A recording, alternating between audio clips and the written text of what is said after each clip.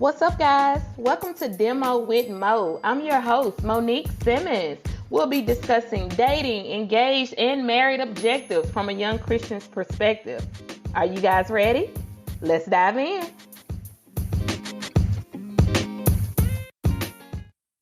Hey, what's up, guys? Welcome to a new episode of Demo with Mo. I am your host, Monique Simmons, and today we are going to be discussing ways to support your partner or spouse better.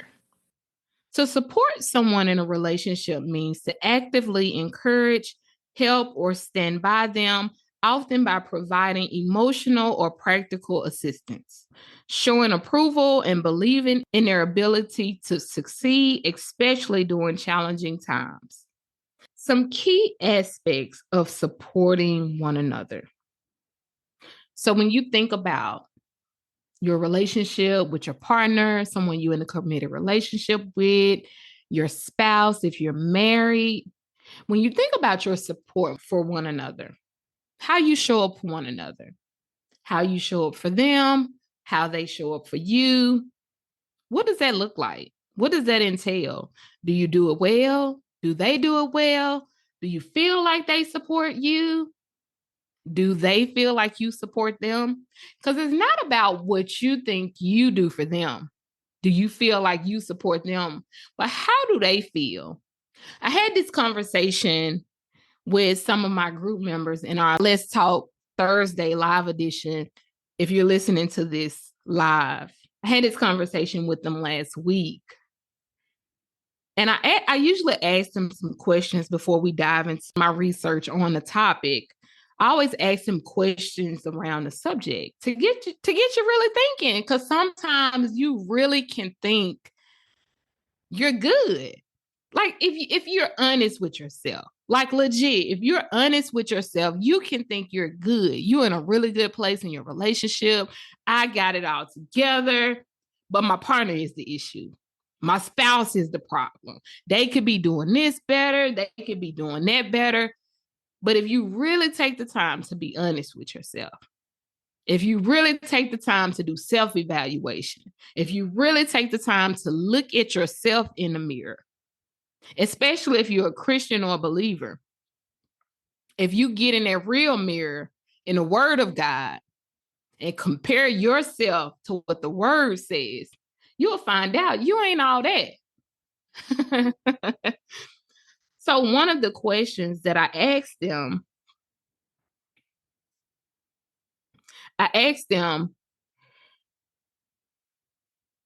do you show up? Do you show your partner or your spouse the same, less, or more support than you show the other people in your life who are close to you? And with that question, you can jump quick. You can jump out there quick. Yeah, man, I show them more. Or I show them the same. You can jump out there quick and think you all good. But then I followed up with that question with a second part that will hit you in the gut, because it hit me in the gut. If I'm being transparent, if I'm being honest, it hit me in the gut. And I'm the one create the questions. But something about me, I'm going to hold myself accountable. I'm going to be honest.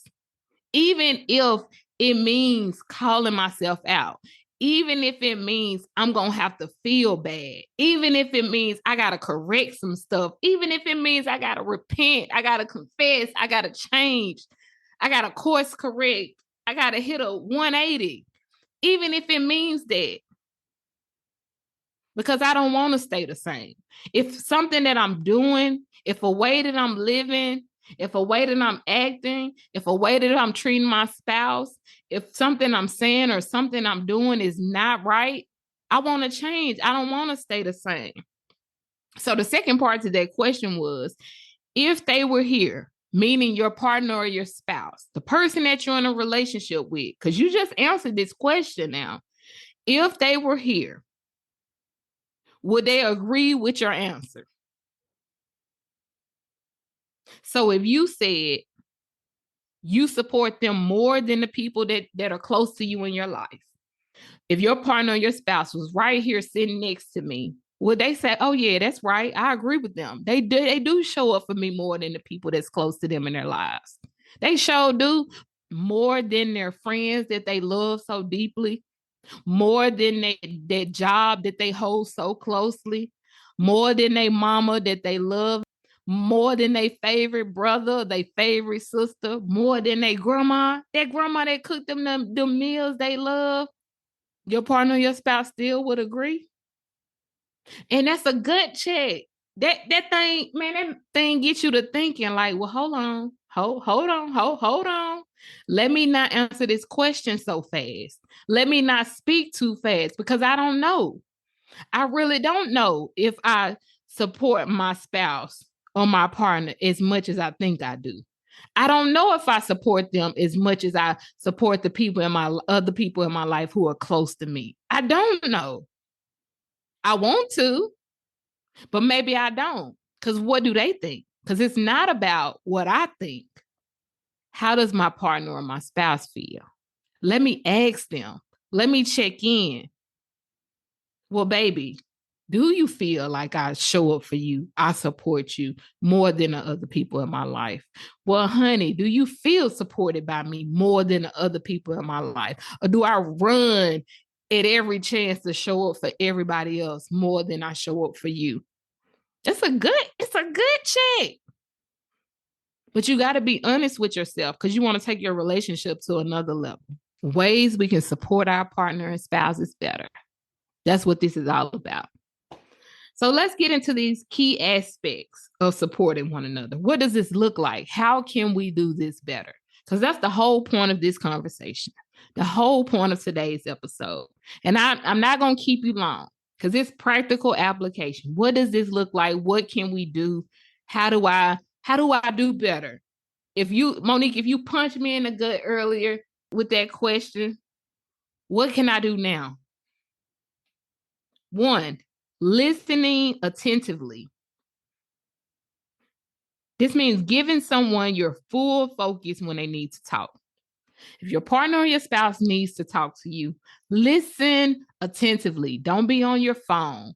Don't be looking out in space. Don't be trying to watch TV. Don't be paying attention to the kids. Don't be doing everything else. Listen attentively. I just had this conversation with my babies in my Sunday school class. I call my teen. They're not babies. They're teenagers, almost graduating high school, about to be young adults. But I call them my babies because they my babies. But I was talking to them about this past Sunday. And I'm teaching them, and I try to instill this in my kids. I've been telling my kids this, my actual babies that I gave birth to. I've been trying to instill this into them since they were old enough to talk. When you are talking to somebody, when someone is talking to you, give them eye contact. Look at them. Let them know you are listening to them. They have your attention. And not that you're looking anywhere else. If someone is talking to you, if you are talking to them, make eye contact. Look them in their eyes. Pay attention. Give someone your full focus. Two, offering encouragement, providing positive words and affirmations to boost their confidence. If your partner or spouse needs your support, offering encouragement helps. Sometimes somebody can be going through a rough spot in their life. They're overwhelmed, things are heavy, a lot of things are going on. They're down right now. Provide positive words and affirmations to boost their confidence. Remind them they're doing a great job. Remind them of who they are. Sometimes we forget. Sometimes the storms of life, what we're facing, what we're going through, we're getting beat up by the world. Lord knows we can be getting beat up. We need to be reminded who we are, whose we are. We need those positive affirmations. We need those positive words. We need to be reminded, you got this. I love you. You are the best. You can get through this. You are a beautiful Black man. Woman, you are gorgeous. You are strong. You are capable. You can make it through this. This is not the end. This is not over for you. You will overcome this. I've seen you get through harder things. Boost their confidence. Boost their confidence. And we need the same thing. So this is what I'm saying to you is not one-sided. This is not something you should just be giving and not receiving, but offer encouragement. That confidence gives people the boost they need. We need that support. And if we're not getting it from nobody else, it should be the person that we are in relationship with, the person that we're doing life with, the person that we share a home with, the person that we have kids with, the person that we lay in bed at night with, the person that we've shared vows with, the person that we have a covenant before God with. Offer one another encouragement. 3, validate their feelings. Acknowledging and accepting their emotions as legitimate. You don't have to agree with it. You don't always have to understand it, but acknowledge it and accept it. Their emotions are legitimate. You don't have to feel what they feel, but they feel it. Acknowledge that and accept it because it's legitimate.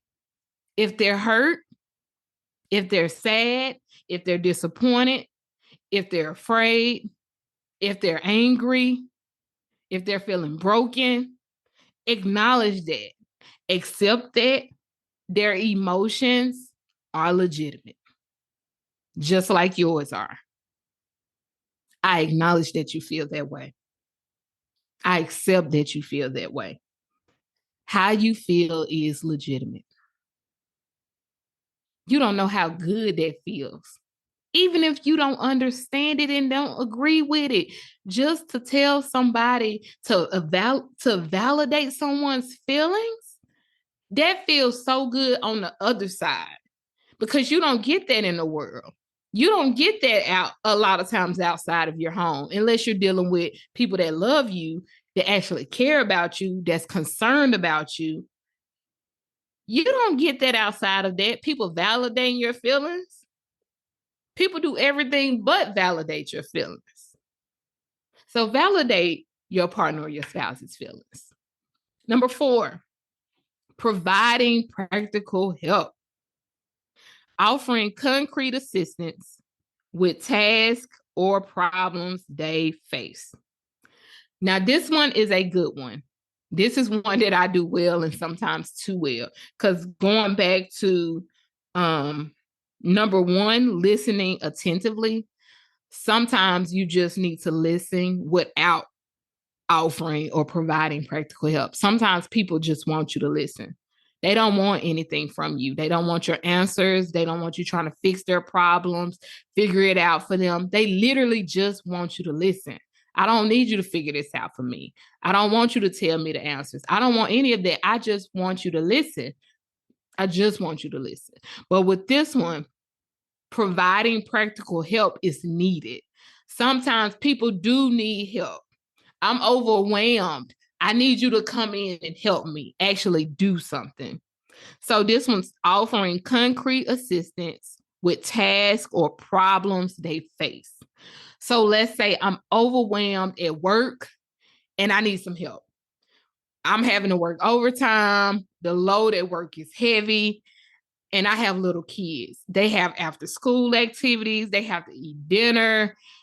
I have laundry. I'm overwhelmed right now, but I can't do it with all that I have going on at work. This is what your partner or your spouse is venting to you, sharing with you, confiding in you in. This is what they're telling you. Like, this is where you can actually provide practical help. I'm not only venting, but I'm sharing with you things that you literally can take off my plate. These are things where you can actually provide concrete assistance. You can help. You can do something. You don't only have to listen to me because listen to what the person just said. I'm overwhelmed at work. I have a lot on my plate. I have to work overtime, meaning I'm going to have to stay at work longer hours. We have little kids. They have after school activities, which means the kids are going to have to be at school longer hours. They need to eat dinner. And we also have laundry. So all of these things have to get done. But this partner or spouse also has to be at work. So that means they can't be at two places at one time. So this now opens the door, gives you the opportunity to offer practical help. So this is where you can step in and say, okay, I'll make sure if I either can pick up the kids or I'll make sure someone in our village, in our community, can pick up the kids. The kids will be taken care of. I'll get dinner cooked or dinner will get picked up. We'll get takeout. And I'll make sure the laundry is done. All of these things will be taken off of your plate because you already have work and work is overwhelmed. You have to work overtime. So you're going to be there extra hours. You can't do that plus take care of all the things that we have at home. So now I'm offering or providing practical help to make sure I'm supporting you. So all of the things that you usually would do gets done. That's what supporting is. I'm still making sure all of the things that needs to be get done gets done. I'm not in this instance. I'm not just going to listen to you. I'm not just going to listen to you vent or hear your cry and just be there and listen attentively or offer encouragement. But this is a time where I can actually step in and offer or provide practical help. This is where I can actually do something, boots to the ground. How can I show up? How can I support you practically? Number 5, being present, showing up for them physically and emotionally when needed. Okay. So this one is a little different from providing practical help. Sometimes people just need you to be there, just being present. I don't need you to offer any practical help.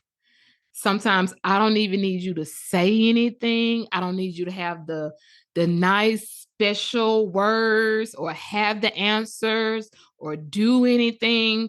I just need you to be present. Sometimes I can be so overwhelmed.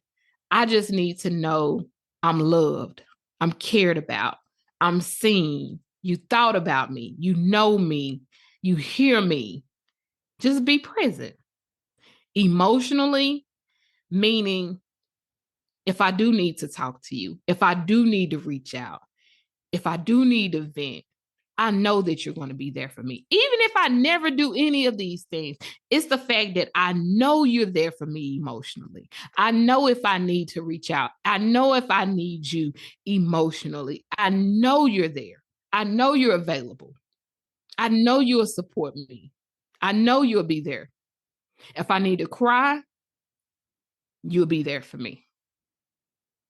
If I just need to hold the phone in silence and I need you to pray for me because I can't even pray for myself, I know you'll be there for me. That's showing up for me emotionally, being present physically. If I need you to just be here and not say a word, just be in my presence, literally, just be here with me, sit on the couch with me, lay with me, rub my back, rub my feet, wipe my tears, pray in silence, pray out loud, fix me a meal, be present with me physically. I know you'll be there for me. Being present. And I think this one is underrated because I think we're in a society where people always feel like they got to say something or always feel like they got to have the right words and they have to do something. But sometimes your presence, it means so much. And that one for me personally means a lot because I don't, I'm an assertive person. I'm a type of person where if I need something done, I'm going to just do it. That's just who I am as a person. So a lot of things that I need done, I just get done. So sometimes when I'm overwhelmed or life is lifing and life is knocking me upside the head or trying to anyway, knowing that I have people in my life who are present for me, just being there, knowing that they are there, ready to be there for me emotionally, physically, whatever I need, the fact just knowing that they are present, it means so much. Even if I don't need them to do anything, the fact that they'll just hit me with a checking in on you, thought about you, you were on my mind. I know you got this going on, and I know you good, and I know you're gonna say you good, but I'm still checking in. That means everything to me. It means everything. So just being present with somebody, for your partner, for your spouse, be present. Be present. Again, so underrated. It's so underrated. It's so underrated. Be present because you may be married to somebody or in a relationship with somebody that don't always have the words, don't always talk about everything they're going through, or they don't carry everything like that, or everything isn't always overwhelming or stressful, but it still gets hard sometimes. And just knowing you have a partner or a spouse that is present for you if you need it, it matters. It means something. Number 6, last but not least, this one is good. Respect their boundaries. Respect. RESPCT. Find out what it means to me. RESPCT. Okay. Understanding their needs and not pushing them beyond their comfort zone. So, my husband and I are very different, especially when it comes to dealing with things in our life, when stuff happens, when we're overwhelmed, when we're stressed, or when life is just lifing. Life just lifing. When we need support from one another, we just have very different ways of dealing with it. I'm a person very direct, very let's talk about it, let's deal with it, let's face it head on. Let's go ahead and knock this thing out.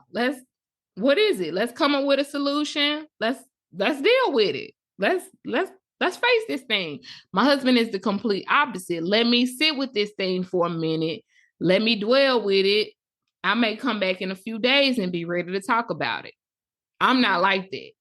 But I also, in my maturity and in my wisdom in being married, as long as we've been married, I had to learn he doesn't have to do things the way that I have to do them. And I don't have to do things the way that he does them. But we've also had to learn how to compromise as well. He can't stay dwelling as long as he used to dwell. And I can't push him into being ready to talk when I'm ready to talk and deal with things. So we've also had to learn how to compromise. But we have to respect one another's boundaries. We can't push our partners or our spouses beyond their comfort zone. If they're not comfortable with doing things a certain way, the way that you do them, you have to respect that. You can't make people do stuff the way that you want them to do it, and vice versa. You have to respect their boundaries. That's how you support someone. Support them in doing things that the way that works for them in a healthy way. Now don't hear me out of context and don't take this somewhere that I ain't taking it. In a healthy, in a healthy, in a healthy way. If what they're doing is healthy, if it's not hurting the relationship or hurting the marriage, and it's just a way that works for them, that's more comfortable for them, support them in that. And if you guys need to compromise, like my husband and I had to compromise on how we deal with things, do that, but support them. Don't, the way to not support them and vice versa, the way for them not to support you is trying to make them come over to your side, or you trying to make them come over, or them trying to make you come over to their side. That's not supporting them. respect their boundaries. And they have to respect your boundaries as well. Okay. Okay. So those are our key aspects of supporting one another. I'm curious. How did you guys do with those 6 key aspects? Like, are you guys doing well in each of those areas, in those 6 areas? Like, are you knocking this thing out the park? Oh yeah, I support my partner very well in each of those areas. I'm doing great. I'm killing it. Or is there room for growth? I could be doing better in a few of those areas, or in all of these areas I could be doing better. There's room for growth in all of these areas, or maybe like 1 or 2 I could grow, but in most of these I'm doing great. Or there was a time in my marriage or my relationship where I wasn't doing any of these wills, but I've seen significant growth in these past few years. Like, I'm curious, where are you? Let me know in the comments of today's episode. Let me know. Let me know, where are you? And I do have some homework for you guys. I have a quote unquote assignment I would love for you guys to do. Participate with this for me. In today's episode, in the show notes, you will see right at the top, it says, send me a message. If you will send me a message and let me know what you thought about today's episode, how are you doing with these 6 key aspects? Where you are, room for growth, doing great, killing it, could do better. Let me know. It sends a text message directly to me. It only comes to me. I would love to see where you are, and I will shout you out on the next episode. Totally anonymous, unless you don't want it that way. But I will shout you out, and I would love to hear from you. I would love to hear from you. So I hope you have enjoyed today's episode. I will talk to you guys next week. Remember, I love you, but God loves you so much more. All right, guys. Bye.